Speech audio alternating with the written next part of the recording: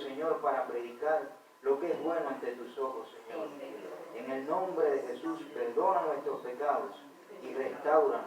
Ayúdanos a volvernos a ti, Señor. Yo voy a estar hablando de la necesidad de volvernos a Dios. Y en estos tiempos hay una gran necesidad de volverse a Dios, porque ya son los últimos tiempos. Y a lo bueno se le está llamando malo, y a lo bueno se le está llamando malo, y a lo malo bueno. Y usted enciende el televisor y lo que ve es terrible. Hace un año y pico vi una oración a Satanás en el televisor. Usted ve como la iglesia se está persiguiendo y se le está dando muerte. Y hay un dato que 160.000 cristianos todos los años son muertos a causa del testimonio de Jesucristo.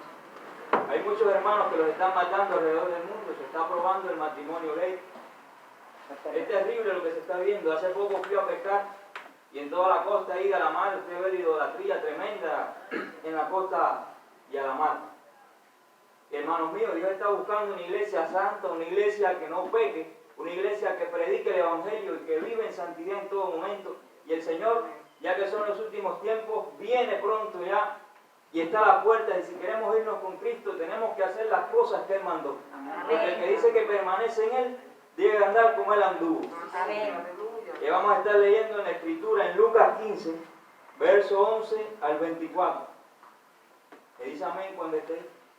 En esta Escritura leemos de un hijo que se apartó de su padre y las consecuencias terribles de su pecado y cómo el padre lo perdonó y lo restauró a la condición actual, en la condición que él estaba antes del pecado. 11 al 24.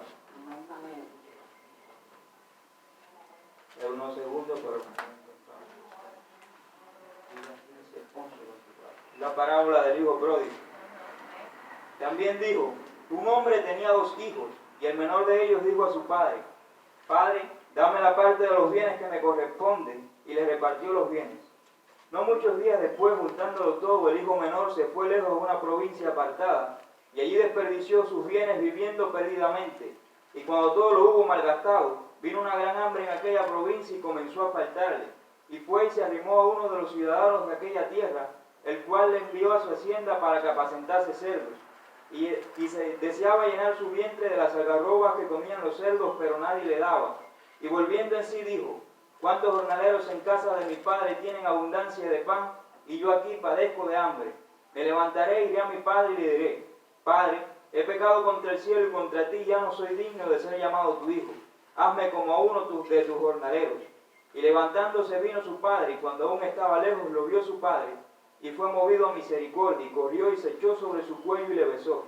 Y el hijo le dijo: Padre, he pecado contra el cielo y contra ti, y ya no soy digno de ser llamado tu hijo. Pero el padre dijo a sus siervos: saquen el mejor vestido y vístanle, y pongan un anillo en su mano y calzado en sus pies, y traed el becerro gordo y matadlo, y comamos y hagamos fiesta, porque este mi hijo era muerto y ha revivido, se había perdido y es hallado. Y comenzaron a regocijarse. Vemos que indiscutiblemente apartarse de Dios es una cosa terrible, y las consecuencias que tuvo este hombre. La primera de los 3 puntos, muy breve todo, que vamos a ver es que se perdió al alejarse de su padre, y eso está en el verso 13. Verso 13. Dice: no muchos días después, juntándolo todo, el hijo menor se fue lejos a una provincia apartada, y allí desperdició sus bienes viviendo perdidamente. Y el hijo pensó para sí: yo voy a hacer lo que yo quiera, voy a estar libre de mi padre, nadie me va a tener que mandar. En plata cubana dijo: bueno, voy a hacer lo que me da la gana.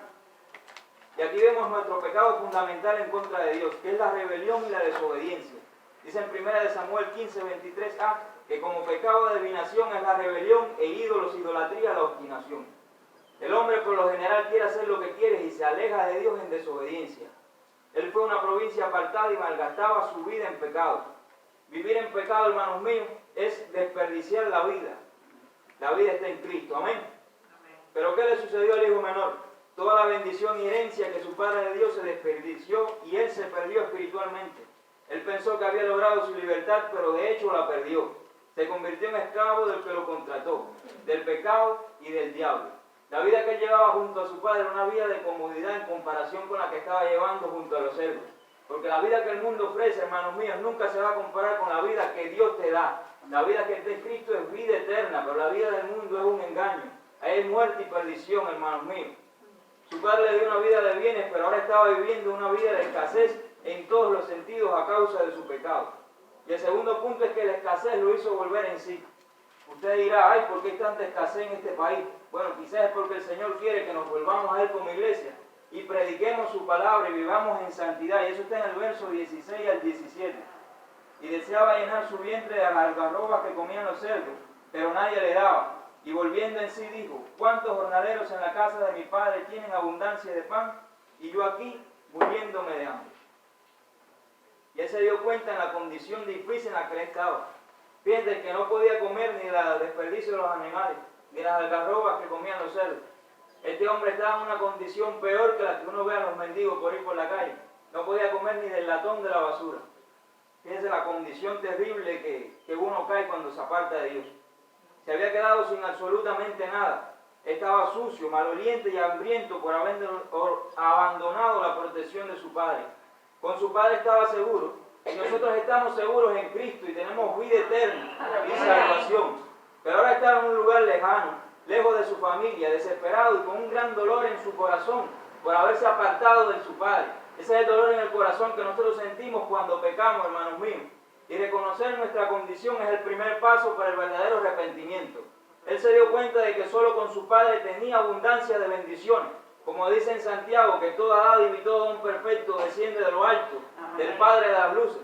Entendamos que lejos de Dios nada podemos hacer, que no es por nuestra propia fuerza, sino por las de Dios. Amén. Que tenemos que dejarnos guiar por el Espíritu Santo, porque sin el Espíritu Santo no somos nada. Amén. Y sin el Espíritu Santo no podemos hacer nada en el nombre de Jesús, porque los que son hijos de Dios, estos son los que se dejan guiar por los Espíritus Santos. Estos son los verdaderos hijos de Dios. El Padre es Él. El tercer punto es que se arrepintió y fue perdonado. Y eso está en el verso 18 al 24.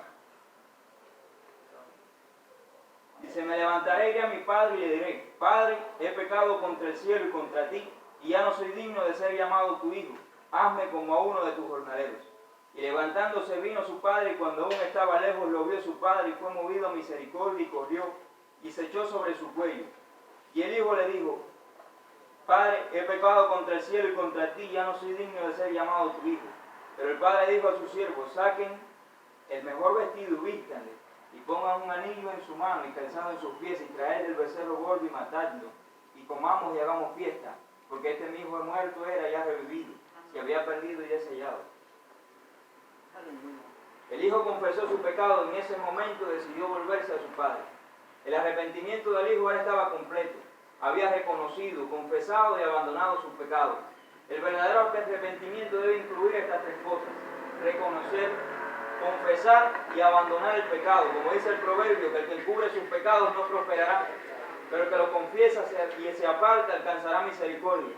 El verdadero arrepentimiento también incluye la humildad. Él dijo, Padre, ya yo no soy digno de ser llamado tu hijo. Y él fue muy humilde al decir estas palabras. Y esa debe ser la oración de nosotros cada día. Padre, yo no soy digno de ser llamado tu hijo. Tú moriste en la cruz no porque yo lo mereciera, sino porque tú me has amado con un amor inalterable. Y si hemos nosotros pecado en contra de Dios, debemos arrepentirnos. Lo bueno es no hacer excusas, seamos humildes. No tratemos de esconder nuestro pecado. Solo entonces recibiremos el perdón. Porque si confesamos nuestros pecados, el Señor es fiel y justo para perdonar nuestros pecados y limpiarnos de toda maldad. Nosotros no podemos exigir el perdón. El perdón viene por la gracia y la misericordia. Usted cuando ofende a alguien, usted no le dice, perdóname, y le da un golpe en la cara. No, usted, perdóname. Así debemos ser nosotros con Dios humildes. Señor, perdóname, no merezco tu misericordia. El hijo fue perdonado cuando él fue al Padre. Dice que cuando él fue al Padre, aún de lejos el Padre lo vio y fue movido a misericordia. El Padre había estado esperándose al hijo perdido. El Padre jamás había perdido la esperanza. Jamás había dejado de amar a su hijo, aunque el hijo lo había dejado de amar. Dios nunca te deja de amar aunque tú peques, porque el propósito de Dios es restaurarte, es darte vida eterna. Dios está esperando, ponte a cuenta con Él. El Señor quiere perdonarnos. Y concluyo diciendo que debemos arrepentirnos de todo pecado y volvamos a vivir en el primer amor. Volvamos a vivir como a Dios le agrada, y entonces es que se van a comenzar a ver los milagros de Dios en nuestra vida.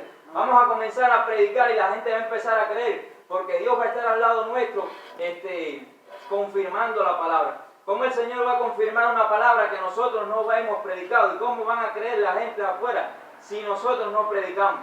Debemos vivir en santidad, hermanos míos. Esto no es un juego.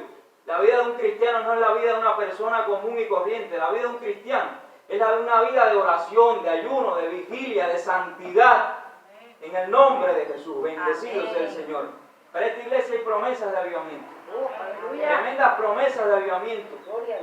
El Señor me ha confirmado muchas veces que Él quiere hacer algo grande con esta iglesia, pero nosotros como iglesia debemos prepararnos.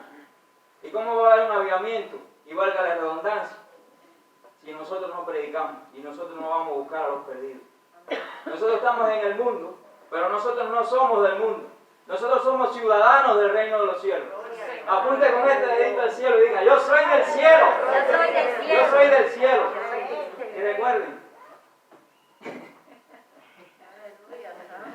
volvamos a Dios. Él es la mejor opción.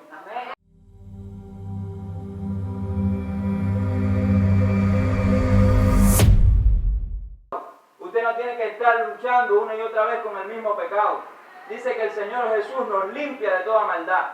Si nosotros nos hemos arrepentido en serio, de verdad Él nos limpia de toda maldad. Y no tenemos que estar cayendo en lo mismo y en lo mismo y en lo mismo. Debemos vivir en santidad, hermanos míos. Recuerdo, vuélvanse a Dios, que Él es la mejor opción. Prediquemos la palabra, vivamos en santidad. Muchísimas gracias.